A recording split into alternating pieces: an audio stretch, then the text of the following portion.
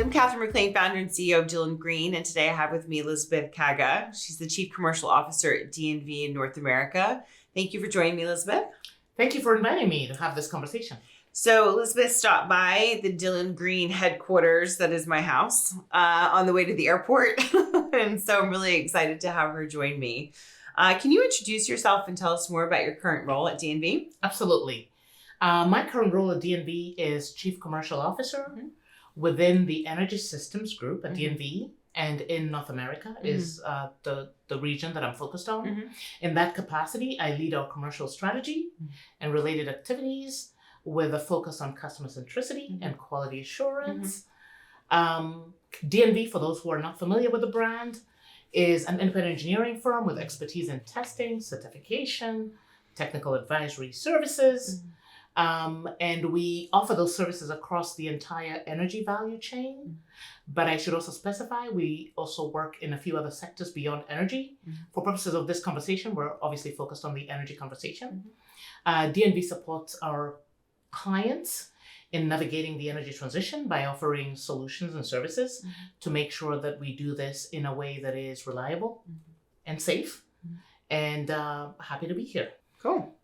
I'm interested in hearing more about your upbringing, because you have a very interesting upbringing. You're an American of Kenyan descent who grew up in India and has dealt firsthand with energy access challenges. Did your upbringing influence you to focus your career on clean energy? I would say indirectly. Okay.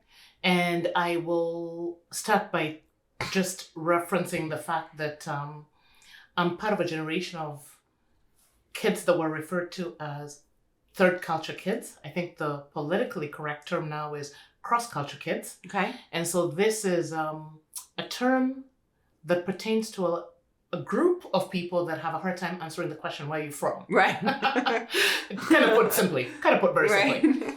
And so essentially the reason why I bring up the cross-cultural upbringing is because I feel that enriched my experience in many different ways. Okay. As you mentioned, being of Kenyan descent, having spent a lot of my formative years up until high school in India, and at a boarding school that is at the foothills of the Himalayas. And fun fact, where the Dalai Lama lives in exile, so he was a regular visitor to the school.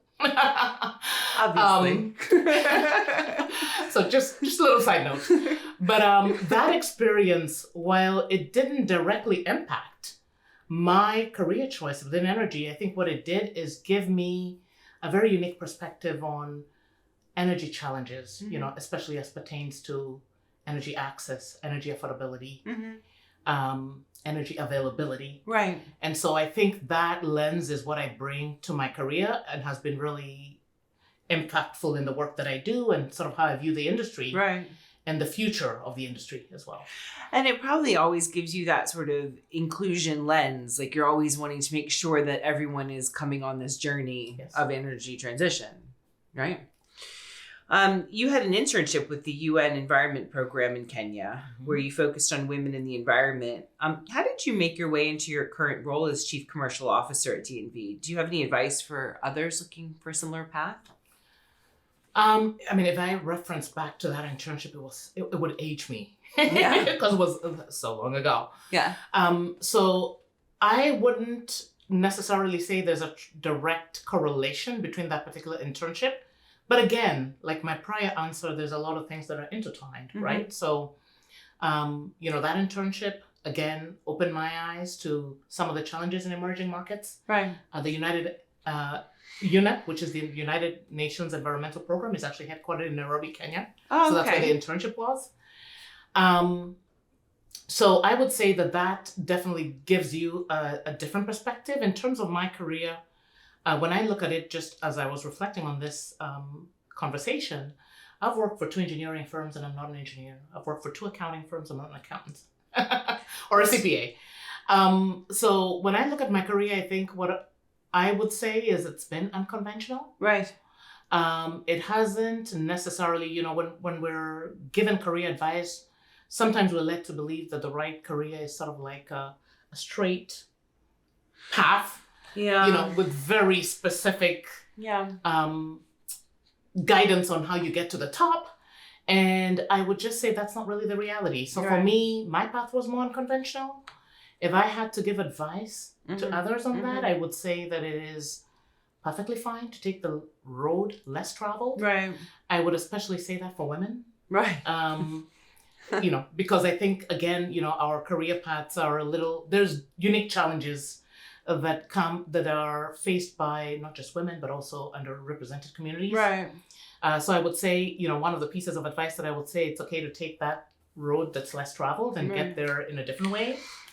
I would also say that, again, kind of leveraging on the context of being raised across cultures, I also discovered some power in being the outsider or being an outsider, because you're constantly having to define and build your own sort of alternative. Right. And so I think that experience growing up that way is also pretty empowering, not only in terms of being able to relate in so many different ways across cultures, but also being able to successfully navigate as an outsider. And we can define that in many different ways. Right. In a corporate environment as well. Yeah, so being able to sort of integrate anywhere that you find yourself, any situation that you find yourself in. Exactly. You're able to sort of, I think what's interesting about that is like, you probably have a lot of independence because you've been in that situation, but then you're also able to sort of read the room quite quickly and know how to navigate it. And I think one of the things, sorry, just kind of staying on that for a second, is also, you're also very comfortable with discomfort, right? Because you're never like in a perfect environment where you perfectly fit in. Growing up in India, I don't perfectly fit in there. So I think that also gives you that element of, we often use this in diversity, equity, and inclusion terminology, the whole get comfortable with being uncomfortable, but this is really a true test to that. Right. It's such a good point. And one of the things I always say when people talk about like career paths and everything, I'm always like, life is what happens when you're making plans for it. Like, I just firmly believe that. And especially I think as a woman, so much of our career is dictated, right? Unfortunately or fortunately, by our personal life. And so, and that's not always so predictable. Yeah, exactly. I would agree with that. So what's some of the work that you're most proud of having accomplished at DNV? That's a bit of a tough one because there's so many things. Yeah. So it's like trying to pick like your favorite. I don't know. It's a tough one, but I would say, as I look at it, there, coming from a role where I'm in a commercial leadership role, I think one of the things that I'm proud of is building a strong commercial culture within the organization. And specifically within my region, because my role is a little bit more North America centric. Right. And what that sort of translates into is DNV is a customer focused organization.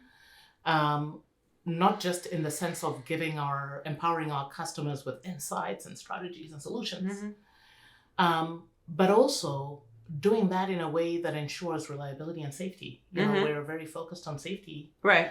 As we not only strengthen existing technologies, but also explore new technologies within the clean energy sector. Right. So that's a kind of a big focus of the firm. So I would say, the commercial culture element is something that I take great pride in. I'm proud of having sat on the first ever global diversity, equity, and inclusion board at DNV. I think a lot of firms that are being honest would say they have a lot of work to do. I have yet to come across a firm that has accomplished all the diversity. Exactly. So in the same way, we have a lot of work to do, but we're headed in the right direction. So that's another thing that I would say I do take pride in.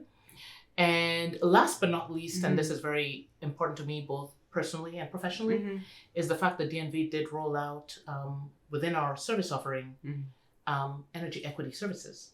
And this is tell me about that. This is a solution and a service that we offer to many different clients that we work with, regulators, utilities, developers, but essentially helping them think about how to build equity into their strategies, into their projects, into their thought process. Oh, that's interesting. In a way that not only betters their business, right, but also betters our industry. Now, is that something that that's like a consultancy thing that you Correct. do, and that's just like included in everything you do, like in the DNA of what you do? Correct. So it's a service offering that we offer through one of our groups, but it kind of bleeds into every, every other sector within the energy space. Obviously we have to be sensitive to what clients are looking for. Some of the needs that a utility would have are, slightly different than what an investor would need, for example. But being able to even provide that sort of platform so people are more intentional about the way that they approach the business, I think is a huge accomplishment. I love that. So I have my next question is a long question that you kindly put together. Lisa was like, I thought you like short questions. And I was like, no, I'm going to do a long question for Elizabeth. So here we go. More than 1 in every 4 U.S. households faces a high energy burden, spending at least 6% of household income on energy compared to a national average of 3.1%. While clean energy technology is increasingly available in the U.S., access to it is not equitable. What are your thoughts around ensuring an equitable clean energy transition in the U.S.? That actually wasn't too bad. Yeah. And part of why I thought that was important is because we're going to talk a little bit later about some of the boards that I serve on. And the conversation will maybe go into a different market than the United States. Yeah. But it's just to also be able to remember that we still have an inequity and energy access issue in the United States. Right. And so the statistics you shared are relevant to that.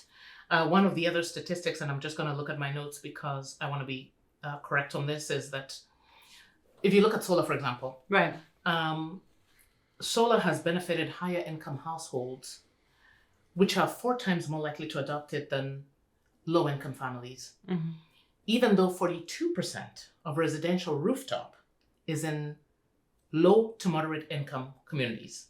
Okay. So, what does that say about access? Right. It says the way that we've structured it, and, I know with the IRA, there's a little bit more of equity adders that are trying to level the playing field. I do have to recognize that. You get the community level. Exactly. And the IRA is a relatively recent addition. Right.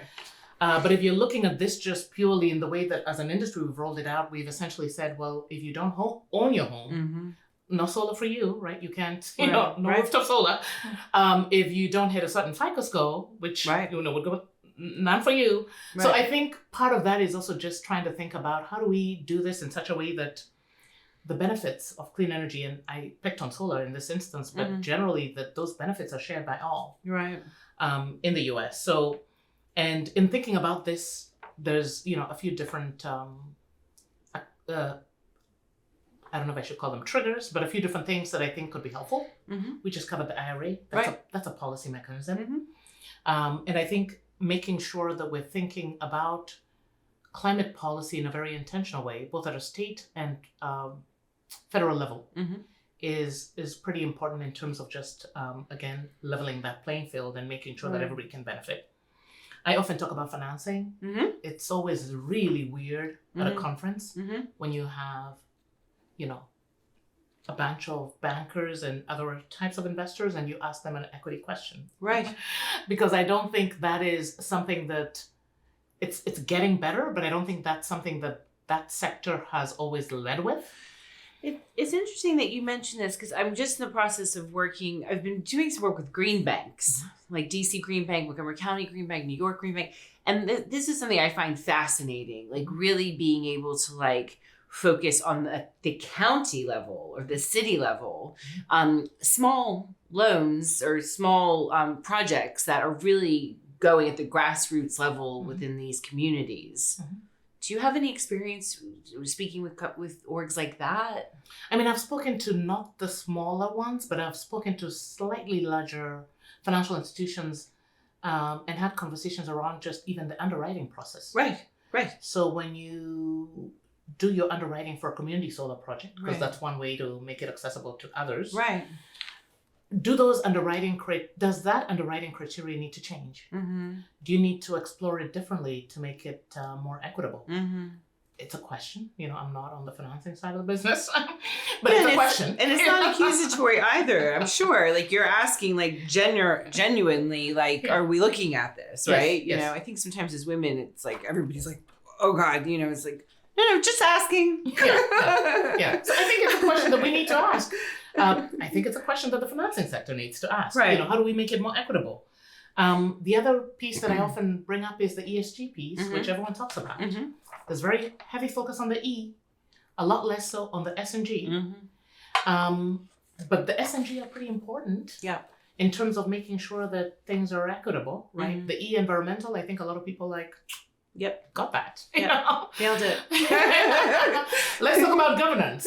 Do we have that? Right. So I think, again, just looking at that a little bit more holistically, especially with reporting on ESG and being more transparent about that. And that could be a lot of things. It could include diversity on boards. It could include, so if we look at that a little bit more holistically, I think that's also another aspect of the conversation that I think needs to change. And then last but not least, we talked about different sort of deployment models like community solar. But last but not least, I think jobs. And I think that's kind of your specialty. So, thinking about ways to, again, make that process more inclusive. Yeah. As the industry gets bigger, as there's more opportunities, how are we making it work such that, we're creating a more robust workforce that includes women, that includes underrepresented communities. How do we make more progress, significant progress on that front? Right. It's flexible around being in the office requirements. So you've been on the board of Rise. So I think that's how we know each other, originally through Rise. And we saw each other, I think we met in person for the first time at the Rise Leadership Forum. And what an incredible event that was. It was an incredible event. Yeah. It was. I just really enjoy, I really like the size of it as well. Like I felt it was more manageable than some of the other conferences. But so you've been on the board there for 7 years. Can you share some specific examples of ways in which Rise has supported women, in their clean energy career path? Yeah, so I should qualify that by saying, we don't think of women as a monolithic kind of population. So sometimes the way that support looks from a Rise perspective depends on where they are in their career, right? That's fair. So I think some of the ways that, I feel like Rise has had a really good impact is the fellowship programs, for example. And so these are scholarships that, two that have been running for a long time that majority of people would be familiar with are things like the Red Maya Fellowship Program, Wind at Our Backs, that were sort of focused more on the wind side of the business. There's been, as the industry has evolved, solar programming as well in that regard, but essentially opportunities to not only promote those careers for new entrants, but also create opportunities for them to network within the industry, whether that's at REPLUS or ACP. We always have a pretty large event in collaboration with, ACP or with CIA and SEPA that gives those candidates visibility at those kind of events, facilitates networking. We hope that's where opportunities are created in terms of jobs as well.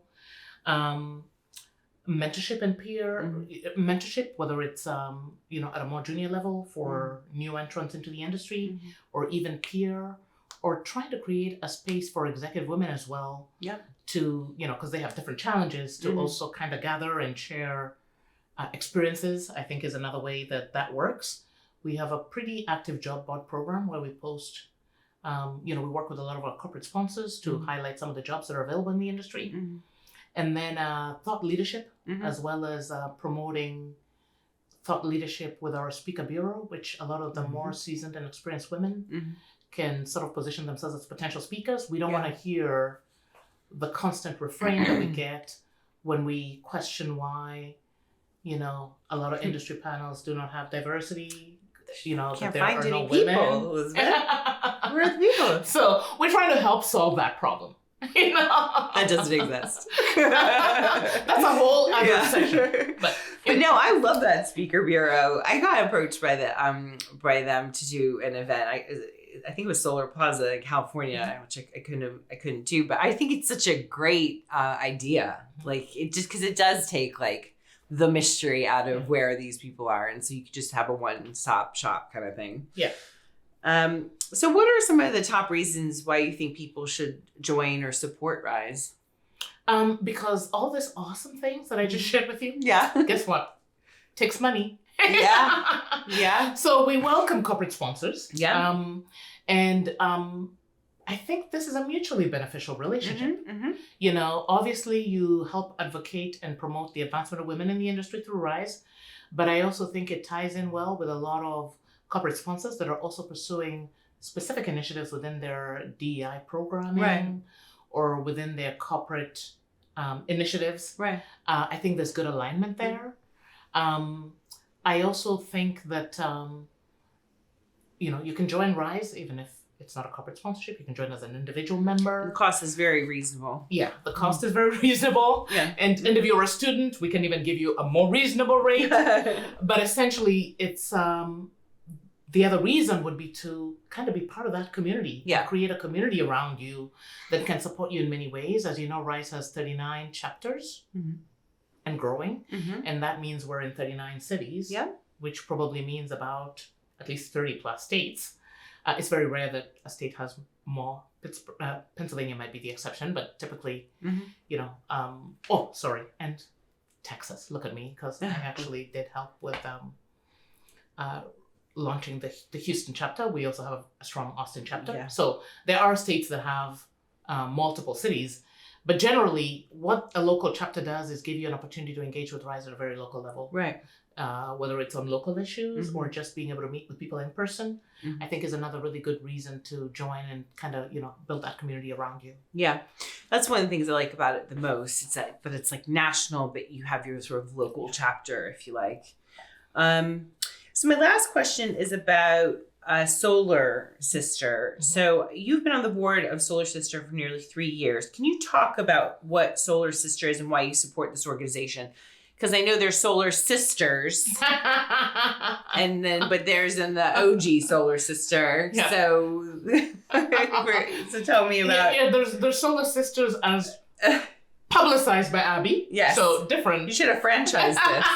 Yeah, she did add the S, so I think we're good. But Solar Sister as an organization is an organization that is active, and maybe I'll just take a step back and say, when I did that UNEP internship that we talked about earlier, one of the things that I learned out of that is in emerging markets and in sub-Saharan Africa specifically, it's women that bear the burden of energy poverty. Right. And the negative impact of climate change. Right.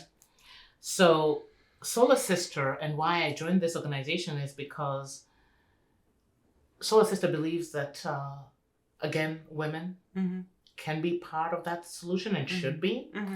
I like the fact that the focus is not only on bringing clean climate solutions to sub-Saharan Africa, and I should also specify that Solar Sister is only focused on off-grid communities. So, there's obviously big cities in Africa, which might have different challenges. Exactly.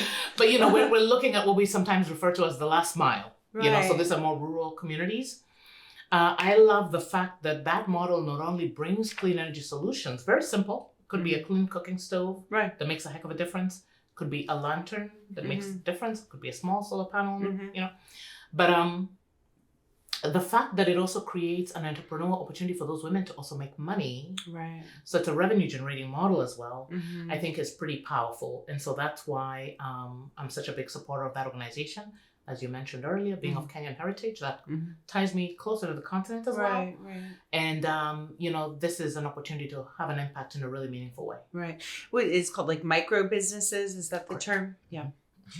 Well, thank you so much for stopping by on your way. And one other thing that I should say. Yes. That's really important to Solar Sister. In 2018, Solar Sister made a commitment to get to 10,000 women entrepreneurs by this year.